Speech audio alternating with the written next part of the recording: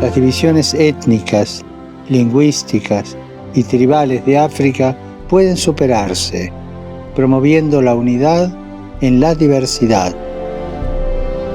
Quiero agradecer a las monjas, los sacerdotes, los laicos y misioneros su labor a favor del diálogo y la reconciliación entre los diversos sectores de la sociedad africana.